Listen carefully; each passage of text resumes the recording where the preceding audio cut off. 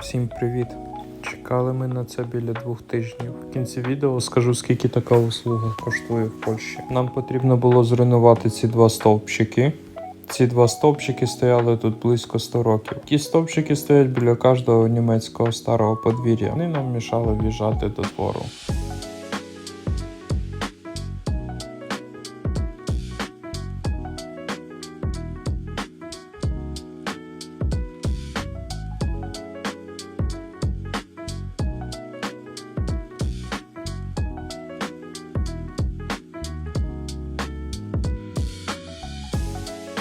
І за таку послугу ми заплатили $600. І що входило в цю ціну, дивіться в наступному відео. Підписуйтесь і ставте вподобайки.